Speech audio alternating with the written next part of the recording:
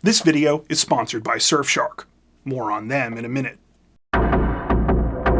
In February of 2010, detectives with Georgia's Gwinnett County Police Department sat down for an interrogation with the prime suspect in a disturbing local murder case. This man had been arrested following a more than year-long investigation, and it now seemed like all of the pieces of the puzzle had finally fallen into place. Walking into the interview room that day, police were confident. They had built a strong case with both physical and circumstantial evidence. All they were hoping for now was a confession to neatly tie everything together. However, when they confronted the suspect with their mountain of evidence that included DNA that placed him at the scene of the crime, the man would tell them something completely unexpected. Once he revealed this information, detectives would have no choice but to release him and let him walk out the door a completely free man. The other day I was researching ideas for potential new videos when I came across an all too familiar warning. This is a notice telling me the content I'm trying to access is geographically restricted. Basically, the site can tell my computer is in the wrong place, and because of that, it doesn't want to let me see the video. Now, if you haven't encountered these kinds of restrictions yet, I've got bad news for you. It's only a matter of time. Contrary to the wonderful and fanciful stories we were told growing up about how the internet was all about access to information, more and more these days, companies and governments are clamping down on what we can see and experience online. Fortunately, today's sponsor, Surfshark, is here to help. Surfshark offers what's known as a VPN, or virtual private network. This private network acts like a little barrier between your devices and the rest of the internet, fooling websites into thinking you're coming from somewhere completely different. See, now I'm in Miami and the website doesn't hate me anymore. By the way, this works for streaming sites like Netflix as well, and because Surfshark has more than 3,200 servers in 100 different countries, the possibilities are pretty much endless. The nice thing about Surfshark is that it simultaneously tackles another big issue: internet privacy and security. In addition to hiding your location, Surfshark's VPN keeps your data encrypted, ensuring that your private information stays private. With one account, you can also install Surfshark across all of your devices, meaning that you have protection with you wherever you go, even when you have to use that sketchy public Wi-Fi. Now, we both know I could go on forever, but let me cut to the chase. Right now, Surfshark is offering a special deal just in time for Black Friday. If you sign up today and use code CRIMEZONE at checkout, you can get up to 6 extra months for free. Surfshark offers a 30-day money-back guarantee, so there's no risk to try it out. You can sign up by copying the link on screen or by clicking the link in the description below. Thanks, Surfshark.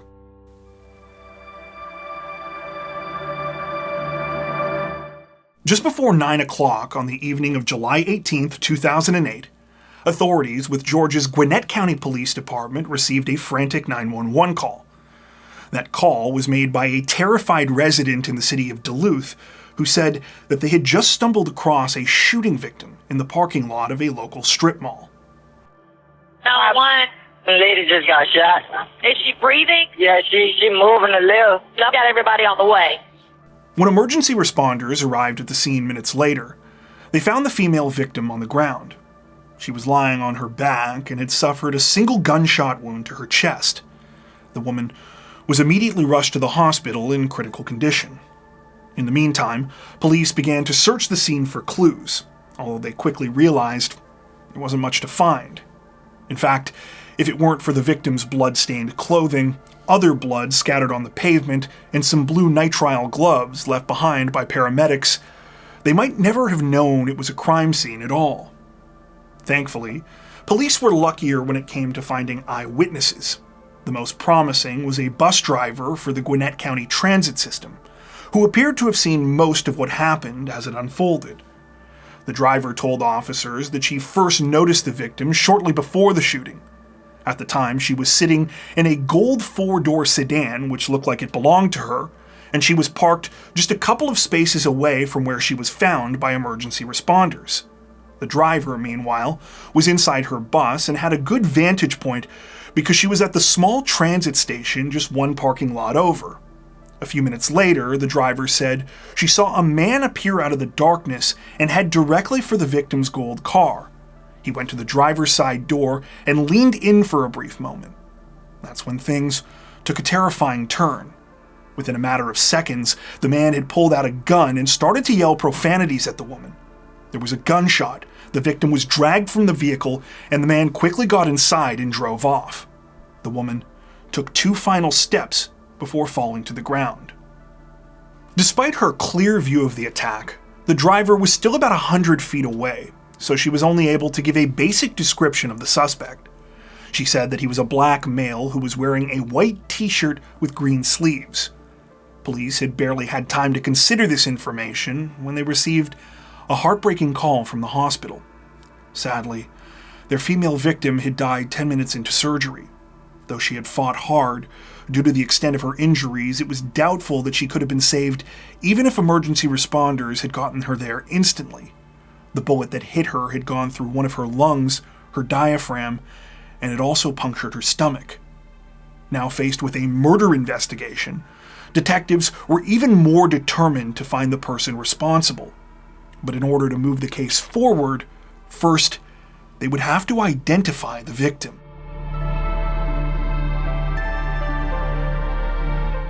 About 6 hours after responding to the scene of the shooting, Gwinnett County detectives were notified about a missing persons report that had been filed back at police headquarters.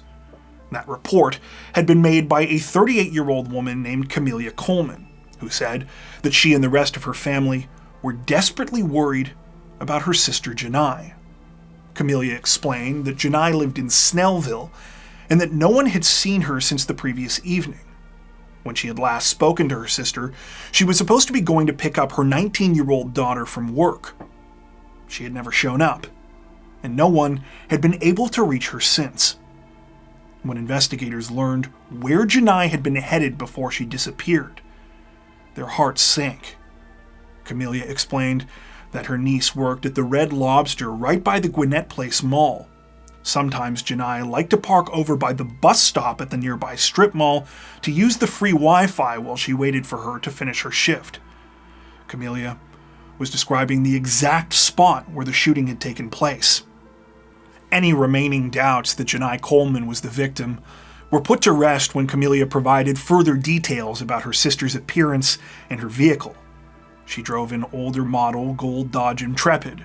It was a perfect match to the car the bus driver had described in her witness account. When detectives informed Genai that her sister had been killed, she was in complete shock. Sure, she had been worried about Genai, but never for a second had she imagined that something like this could have happened to her. Genai was then left with the heartbreaking task of informing the rest of their family. Many, like their mother, Dr. Geraldine Brown, were left feeling especially helpless because they were more than 700 miles away in the family's hometown of Elkhart, Indiana. Still, they vowed to do whatever they could to help investigators. At this point, authorities were still in the early stages of their investigation, but there were 2 real theories that they were exploring. The first was that this was some kind of carjacking gone wrong, and the second was that the shooting might be more personal in nature. Genai's family members said that they couldn't think of a single person who would want to hurt her. The 40-year-old had no enemies and dedicated most of her adult life to making a difference in the lives of others, particularly children. As a young adult, Genai had served in the military. After retiring, she moved to the Atlanta area, where she became a teacher at an elementary school in DeKalb County. She was active in her church and had adopted and raised 3 daughters on her own, all of whom were now adults. Everyone that knew Genai was struck by her incredible passion for education. She was determined to make sure that the young people in her care not only understood what they were being taught, but could take that information and apply it outside of the classroom. Not content with the impact she was already making, Genai's biggest goal had been to open a preschool of her own. Tragically, she had been close to achieving her dream at the time of her murder. In the months leading up to the crime, She had gotten the necessary certification she needed to start the school and was preparing to move forward with the next stages of her plan. Based on this information, detectives concluded that it was unlikely the shooting was targeted. No one close to Genai appeared to be involved in the crime, and there was no romantic relationships, disgruntled exes, or anyone like that who might have had a motive either. This left a carjacking gone wrong as the most likely scenario. While this was certainly progress, it also meant that the crime was likely random. This would make it incredibly difficult to solve, especially if detectives didn't get their hands on some real evidence pretty soon. As luck would have it, though, they were about to find one of the best clues they could have hoped for.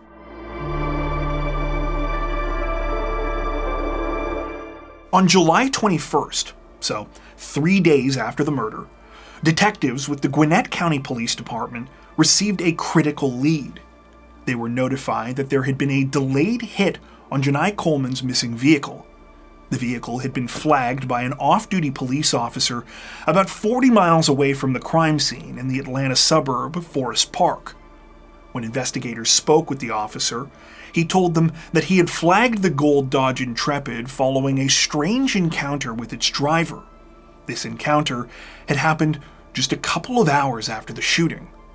The officer explained that he had been out late when he spotted a man parking the vehicle in a dark shopping plaza. The man got out and appeared to be heading towards one of the stores, even though all of the businesses there had long since closed for the night. The officer went up to the man, who was talking on a cell phone, and told him that nothing was open in the plaza. The man then immediately got back into the car and drove off. Though the off-duty officer had been concerned enough to look up the license plate information of the vehicle, at the time, the search didn't return anything suspicious. This was because detectives still didn't have this information themselves and hadn't yet connected the gold car to Genai's murder. Detectives went to the spot where the officer had seen the vehicle, but unsurprisingly, it wasn't there. However, after spreading out to search the surrounding area, they managed to locate it in the parking lot of a different shopping plaza, less than 2 miles away. By this point, the car had clearly been abandoned. It was left double parked and there was no one around. It was hauled off to the local crime lab so that it could be processed for potential evidence. While waiting for these results, investigators turned their attention to finding additional clues. In particular, video surveillance. With the discovery of Genai's car, they now had 2 locations where they knew the killer had been, and they were hoping that there was at least one camera between the 2 areas that had captured footage of the suspect. Once again, police were in luck. They managed to obtain videos from both places. The first bits of footage detectives found came from a Quick Trip convenience store. It was located directly across the street from the strip mall where Genai had been parked at the time of her murder.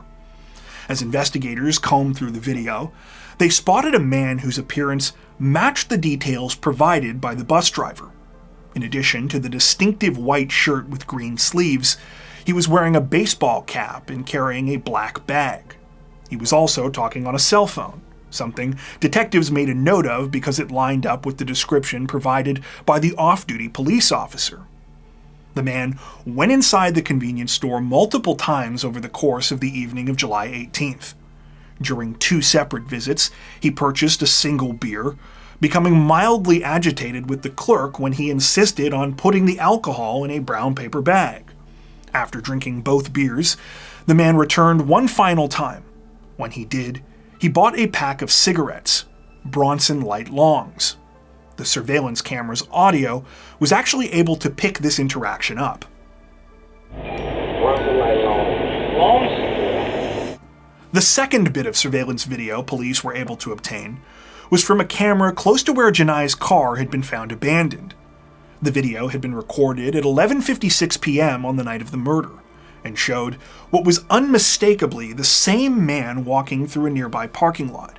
He had on the same white shirt with green sleeves, and was carrying the same black bag.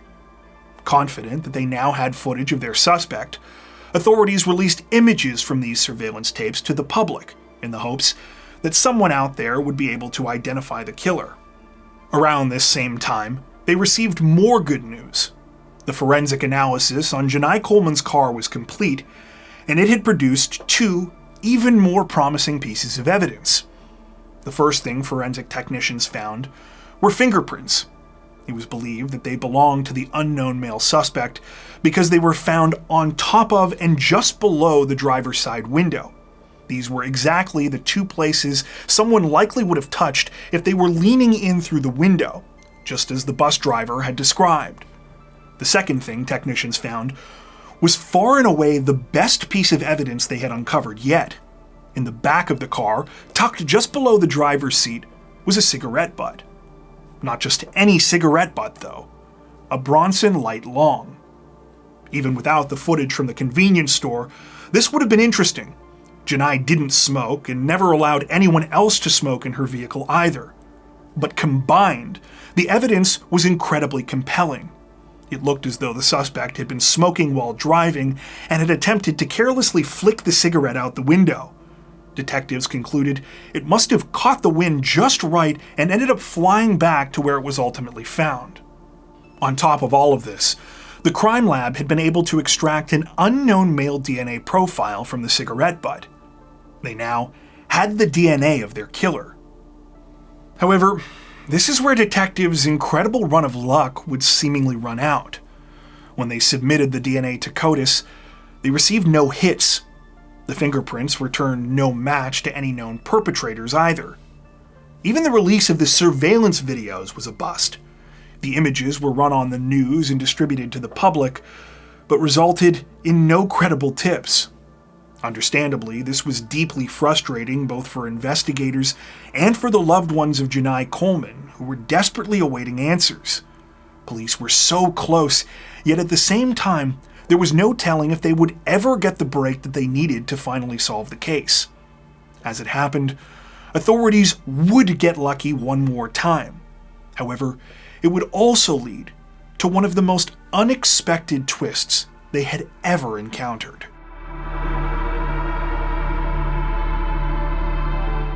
In early 2010, detectives working the Genai Coleman case received the best news they had gotten in well over a year. A new entry had been made in the CODIS system, and the DNA sample matched the one that they had taken from the cigarette butt found in the back of Genai's car. The profile belonged to a 51-year-old man named Donald Smith. Neither police nor Genai's family had heard of Donald Smith, but that wasn't unexpected. By this point, they were fairly confident in their theory that the case had been a random carjacking. What was more important was Donald's criminal history. He was a convicted felon and had been involved in similar crimes such as bank robbery and armed robbery. He also bore a striking resemblance to the man in the surveillance videos investigators had obtained. When police looked up cell phone numbers associated with Donald Smith, they were even more convinced that they were on the right track. They found one that appeared to belong to him, and when this was cross-referenced with data from cell towers, it showed that a device with this number had been in both of the areas associated with the shooting on the night of July 18, 2008. Now feeling that their case was overwhelming, authorities tracked down Donald Smith. On February 3rd, he was arrested and brought in for questioning.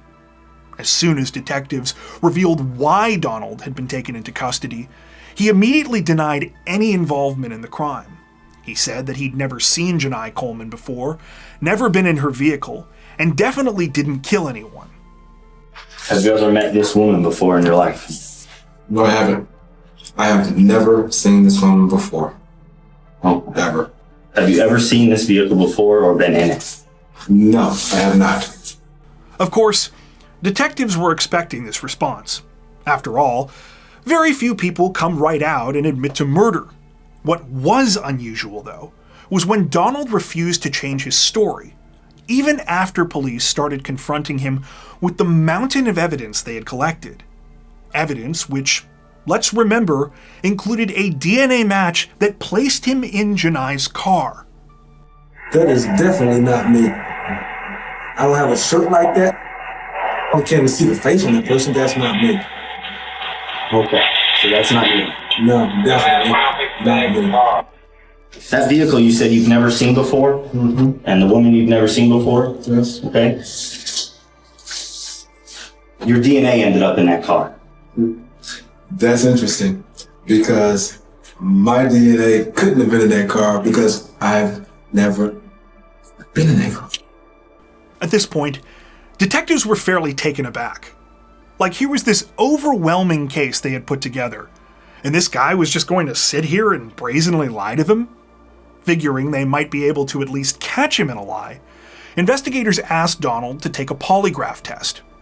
He agreed, and predictably failed miserably. Here's the thing though, while Donald failed the polygraph test, at least as far as detectives could tell, he wasn't lying about everything. His answers about recognizing the person in the surveillance footage showed signs of deception, but when it came to questions about Genai and the details of the murder, it looked like he might be telling the truth. When police observed Donald during a smoke break, they also noticed something else interesting. The cigarettes he was smoking weren't Bronson Light Longs. They were hand-rolled. Sure, this was a minor detail, but it was the first real piece of information so far that didn't line up with the rest of the investigation. When Donald returned to the interview room, detectives tried one final time to get him to admit to what had happened. By this point, he knew that he had failed the polygraph, and it was clear that he was feeling the pressure. It turned out that Donald was ready to talk, but he wasn't about to give a confession. Donald explained that he had lied before. He did know the person on the surveillance videos police had showed him. It was his identical twin brother, Ronald Smith. That is my twin. That is my twin. All I'm saying is that wasn't me in the video, that's him in the video. As you might imagine, detectives initially didn't quite know what to make of this. I mean, let's be honest, it sounds fake, right? My evil twin did it? I mean, how convenient is that? The thing is, though, Donald did have an identical twin named Ronald Smith, and Ronald also lived in the metro Atlanta area.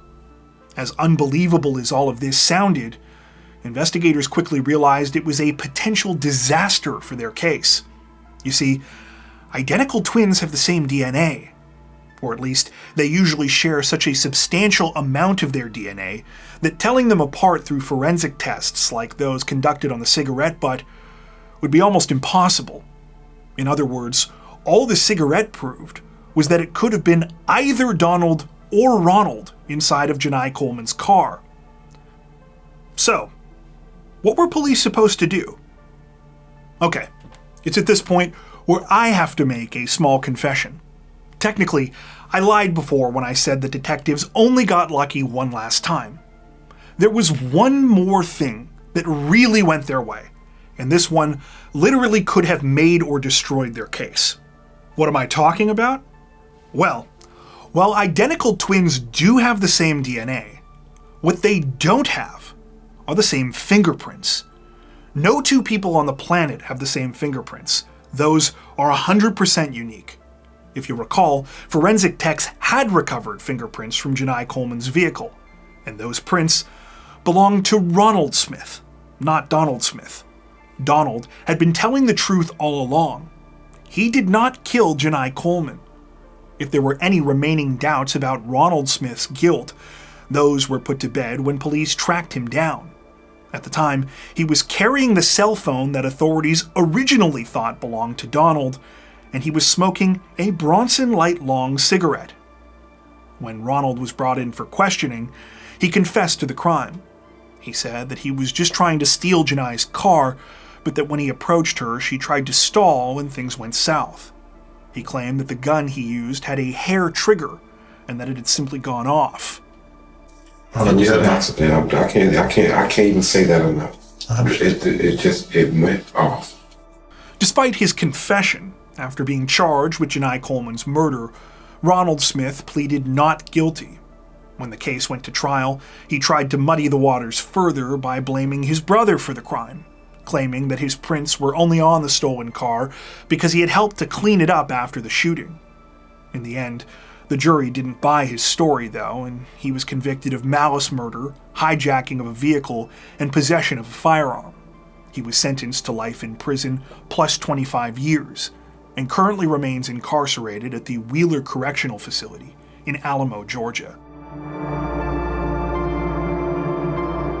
While all of the stories we cover on this channel are heartbreaking in their own way, what struck me about this particular case was how completely senseless the whole thing was. Genai Coleman was gunned down for nothing more than her vehicle, one which was of no particular value and which her killer abandoned later that same night. What's worse, she was just 40 years old at the time of her death, and clearly had so much more to give to the world. If there's one small silver lining to be had in this case, it's that Genai's dream did ultimately come true, even if it wasn't in the way that she initially imagined. In July of 2015, just days before the 7th anniversary of her death, her family opened the Genai Coleman Excellence Academy in her honor. The Early Childhood Education Center is in her hometown of Elkhart, Indiana, and over the past few years has helped to shape hundreds of young minds. In an interview a few years back, Genai's family members explained their decision to open up the school. Rather than focusing on the punishment of her killer, they said that they wanted to make sure Genai's legacy was one of love, just like the love she always brought into the world. Before we wrap up, we'd just like to give a shout out to everyone who made it this far into the video. As always, we hope you found today's stories interesting and informative. A huge thanks as well to today's sponsor, Surfshark. You can take advantage of their limited-time Black Friday deal to get your free 6 months by using our code CRIMEZONE at checkout. Once again, that information is in the description below. If you're looking for additional ways to support the channel, we'd love to have you join us over on Patreon. Patrons get ad-free and early access to all of our content, as well as 4 additional stories per week for each of our Crimes of the Week and Crimes of the Week International videos. You can learn more at patreon.com/crimezone, where you will also find some of the fine folks whose names are currently on screen. Once again, thanks so much everyone, and take care.